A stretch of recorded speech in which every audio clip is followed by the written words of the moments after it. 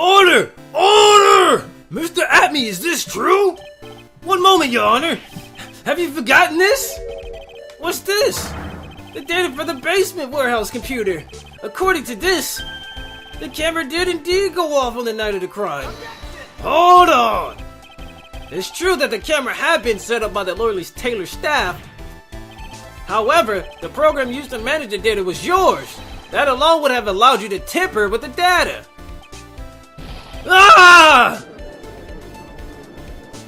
Gavel, gavel, gavel! Order! Mr. Godot, what is the meaning of this?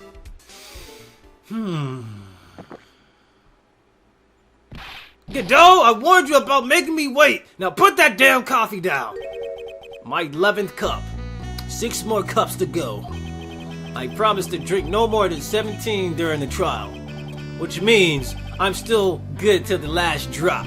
However, the defense has a very good point. A good point? So what?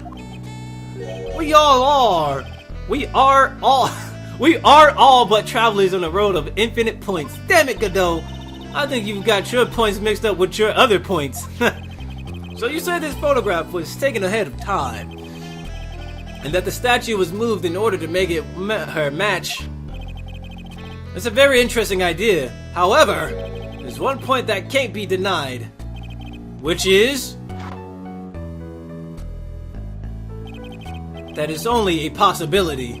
Men that are trapped by the chains of maybe can never reach their dreams. That's very true. No way, don't fall for that, Your Honor. Hey, Mr. Damask. Yeah? If there's no funny business in your actions as Master Mask, there should be no problem with your telling us your strategy, so let's hear it. Gavel! Yes, please provide this court with your testimony about your plan to steal the sacred urn. Oh my goodness. The sacred urn heist! I first received a request from Lord Taylor about 20 days ago. The urn was placed in a box. It was then sent to the warehouse. Hence, I was actually unable to see the urn for myself until the day of the crime. I knew it was an extremely valuable treasure, so I sent my card 10 days beforehand. I then handled security by myself to ensure that my crime would go smoothly. At last, I held the urn in my hand for the first time at 1 a.m. on October 12th. Interesting. That's pretty much all stuff we heard before, isn't it? Yeah, but we will find the truth hidden in the nuggets of new information he gave. Witness, you're sure there are no mistakes this time? Yes. Gavel! Very well then, Mr. Wright, you may begin your cross-examination.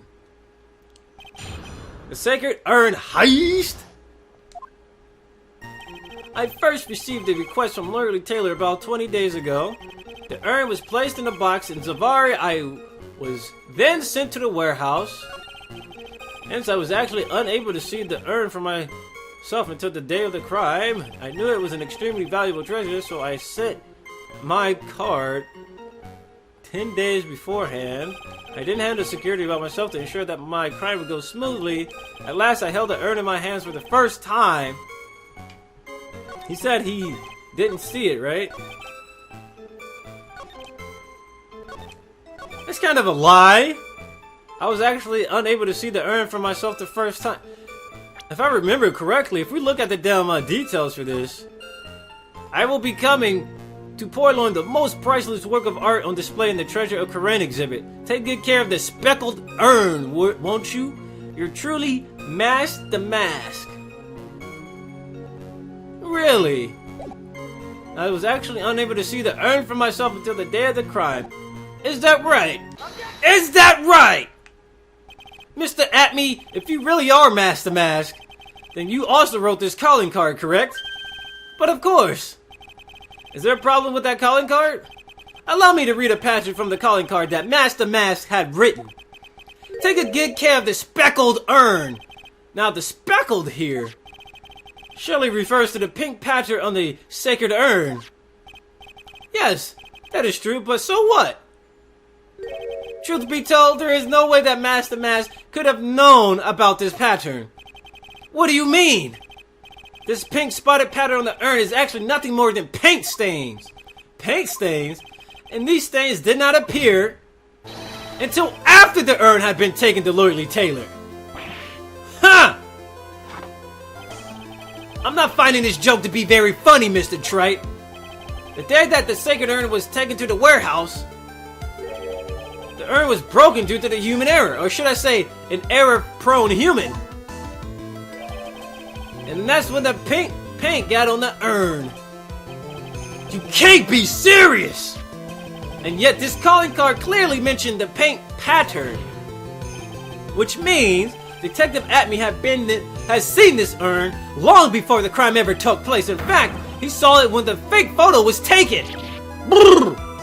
And because this photo is a fake, your alibi for the night of the murder no longer holds water. Oh my god! Gavel!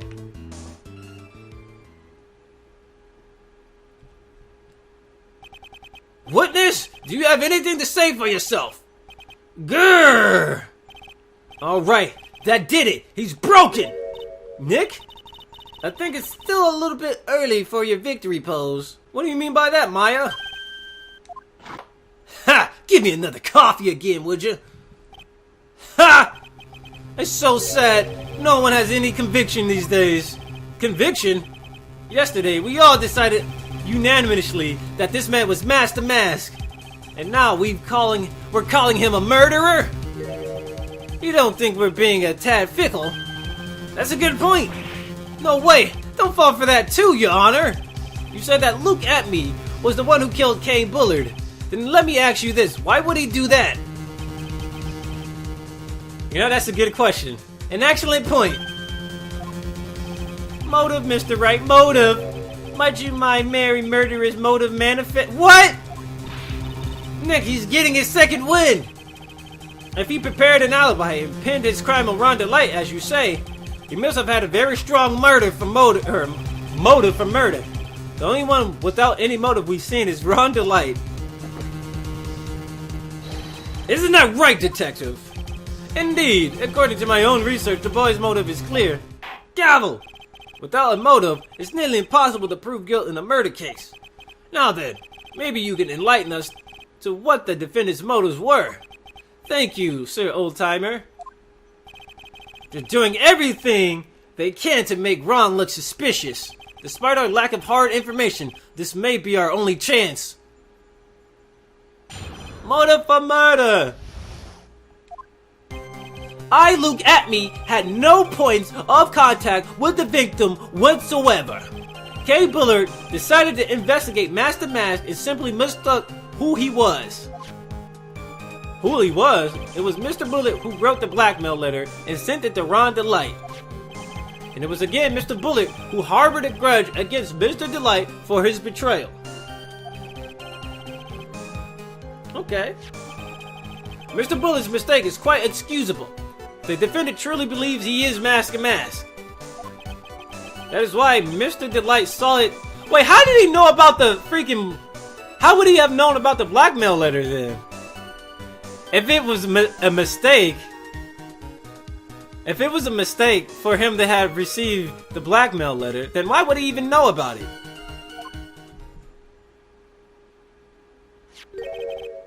Hold on. So the victim Kay Bullet blackmailed the defendant? I'm tripping. Maybe I'm not thinking of it all together right now.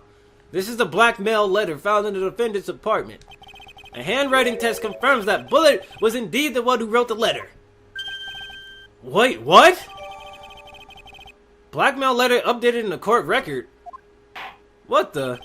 Very well, Mr. Wright. Begin your cross-examination. Mr. Bullet actually written that? I thought it was, your boy. I thought it was Luke Atme who wrote the blackmail letter. Found in Ron Delight's room. Written by Bullet. Touch the check. Check the... Yeah. We're reading the details now. If you don't want your true identity to be revealed to the world, come to KB Security at 1 a.m. on October 12th and bring $50,000. If you don't, I'll take the red diamond you received the other day instead. He had to have been talking about your boy there. He had to have been talking about your boy, Luke Atme, because he mentioned the red diamond. He mentioned the red diamond, and then King Bullard must have seen the damn newsletter. And why would he specifically threaten Luke Atme? Man, he must have known something about Luke Atme then. King Bullard must have known something about Luke. It has to be something different other than Master Mask. It couldn't be. It's nothing to do with Master Mask, I bet.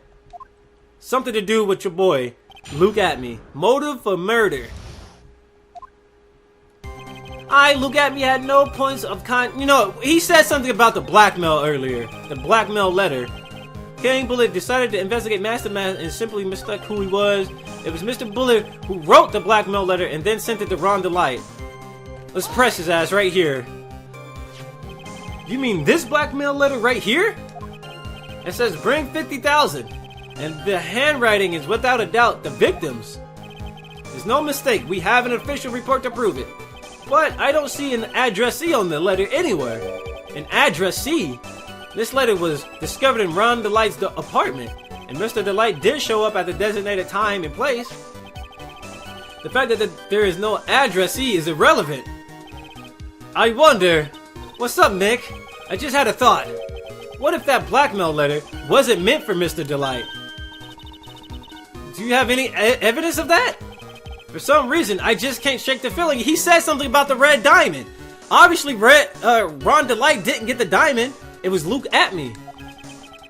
That there's something not quite right about this blackmail letter.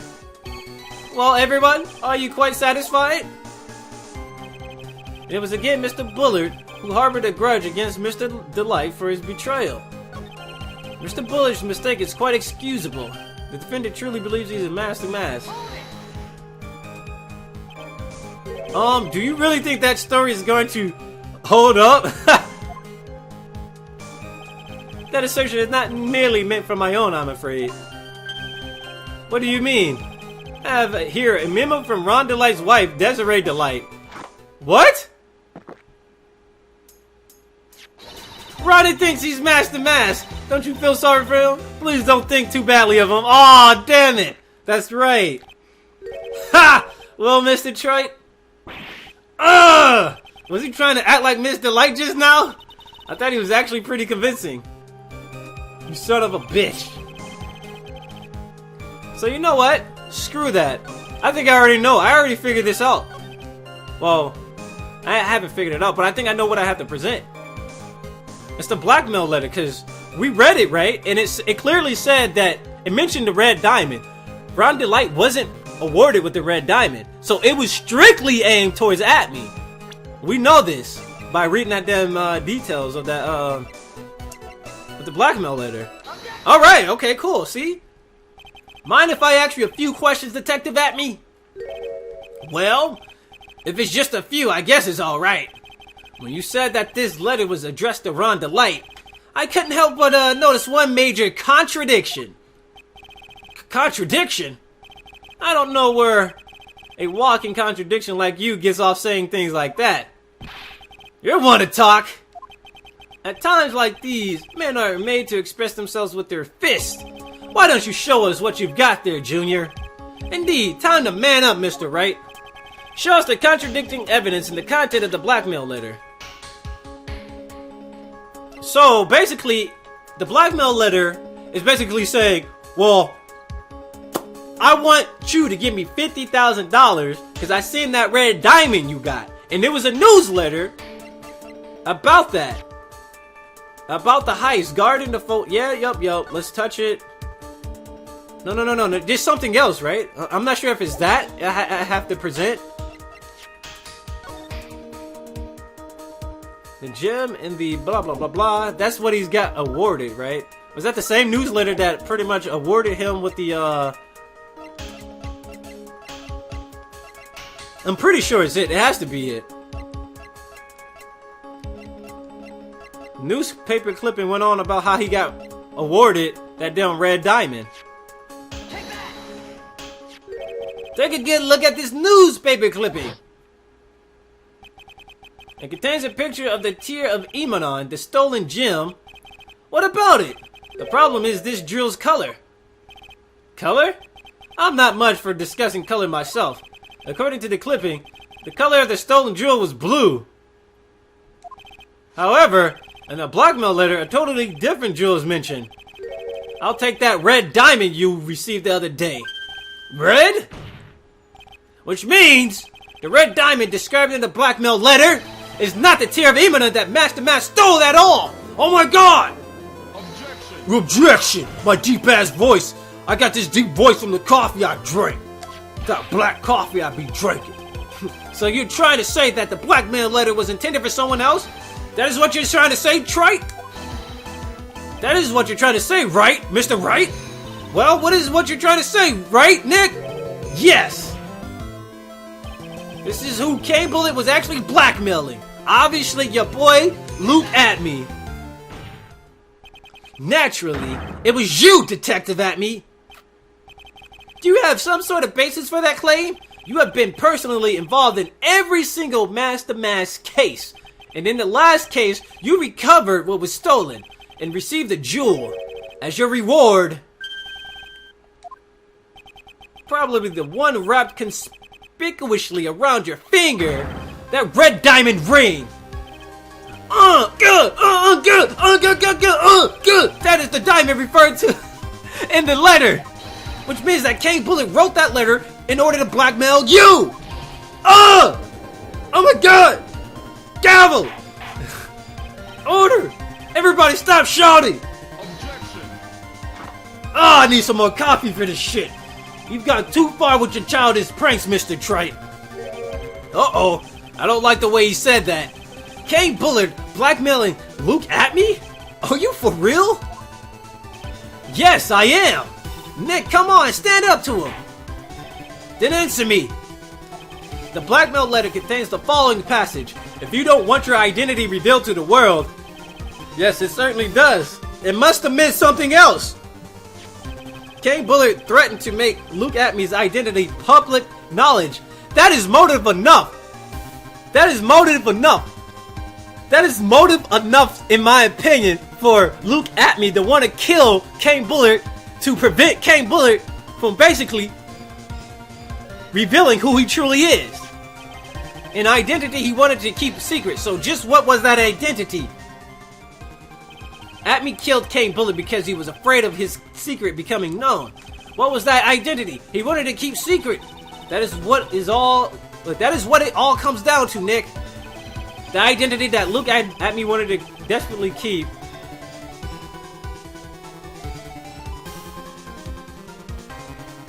Master Mask. He's not an ace detective, that's for sure. He's not Master Mask, so he's gotta be a blackmailer. A professional blackmailer. Objection. Hey now, isn't that a little different from what you've been saying? You said that Cane Bullet was the one blackmailing Luke Atme. Are you saying that Atme was blackmailing someone else on top of that? You have to admit that it does sound a little odd. It's not odd. It's the only thing that makes any sense. Cane Bullet was blackmailing Luke Atme. But Ron Delight was also being blackmailed by a certain someone. So did you start to receive blackmail letters starting after the incident? Yes! Just a few days after the Tear of Emanon heist. Yes, I've been saying this all along. He's been blackmailing people. I started getting the plans in the mail. I started receiving plans from some very kind person. Incredibly detailed plans. Detailed plans? In which case? Would that mean that Ron Delight was actually Master Mask? That is exactly what we are claiming. Someone else came up with the plans and had Mr. Delight steal his targets for him. And that someone was no other than Luke Atme. Oh my god! Shh! Silence! Look at my eye, everyone. Look at my eye. Now I see. It's all becoming clear. What is? When you were in grade school, you received the same report card every year. Careless, with a tendency to jump to conclusions. Am I wrong? Hey, how did you... You said that I, Luke Atme, was blackmailing Ron Delight. In which case, I would naturally know all about his relations to Master Mask. Well, yes. Ron Delight started receiving plans from his second crime onward, right? Which means, I learned of his identity when he committed the first crime. Good point. You certainly couldn't have blackmailed him otherwise. In that case, let's see some hot, bitter evidence. During the first crime, how did Luke Atme know that Ron DeLite was Mask the Mask? He had found in the newspaper clipping, it showed Luke Atme and Ron DeLite, and he probably looked in that trash can, found this costume, and put two and two together and knew it was dude, right? It has to be. I'm actually gonna present the newspaper clipping again. I think I see it. See what? When you were in grade school, you received the same report card every year. Gets into a lot of mischief trying to be the center of attention. Ooh! What do you mean? This newspaper clipping. It has a picture of you and Ron DeLite in his guard uniform. It seems that Mask the Mask didn't just disappear into thin air. He just took off his outfit and hid it in a bucket. That sounds far too stupid to be true. Correct. With tricks like that, he couldn't fool a baby, let alone an ace detective. And that's when you figured it out, Mr. Atme. That's when you learned that under his mask, Mask the Mask was really Ron DeLite. What the? Wasn't he supposed to be Mask the Mask? Not only that, it looks like he wasn't even an ace detective. I can't believe it. He was just a slimy blackmailer. What a fraud. What a phony, trying to pass himself off as a damn ace detective. Why you? How dare you expose me like that? Exposed! Exposed! I've never blackmailed anyone in my life. I am a famous and proud ace detective and also Mask the Mask. Why can't you understand this? No, no, no. I'm afraid you are neither a proud thief nor an ace detective. You are a blackmailer and a murderer. That is your true identity.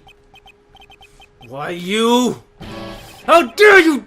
You country devils! Why not? How good in the big mouths of you fools! You fool! None of you can come. You go! You're a zealot! You're a motherfucking go! Ace detective! You listen to rap music! You hate rock! You listen to bad music! It's enough to make one laugh! What the hell? You need to calm down. It would seem we've finally gotten to the real answer. That was quite a performance by Mr. Atme. Gavel! Bailiff, please prepare yourself for Mr. Atme. Objection! Objection? Oh no! It's just getting started. The hammer that strikes too fast has no time to aim. What do you mean? I'm already prepared to deliver my sentence. Allow me to say one thing. I will be the one to judge. Huh? But I'm the judge. You don't get much more in your face than that. It appears that your claws weren't quite sharp enough, Mr. Trait. What? Where do you... It's true that you've proven a lot of things. Things like Luke Atme was a filthy blackmailer, and that he wasn't at Loyally Taylor that night of the murder. That's right. That's why he's got to be the one who killed Mr. But... there's still one thing you have yet to prove. What's that? Just because he wasn't at the warehouse doesn't mean he was at the murder scene. Therefore, if you can't prove that this pitiful excuse for a man was at KP security, then I don't see how much of a verdict can be delivered. No! No way! Ah! Order in the court! Well, Mr. Wright? This is the final round. I've got to prove that Luke Atme was at Mr. Bully's office on the night. But, can you really prove that? That's long enough, Mr. Trite. I want to hear your answer. That night, Luke Atme was at KB Security and the defense can prove it. We have to prove it. The defense can prove it with evidence. Are you sure? Ha! Don't you worry. I'll watch over you as you break down and fall to pieces on the next episode of Phoenix Wright Trials and Tribulations.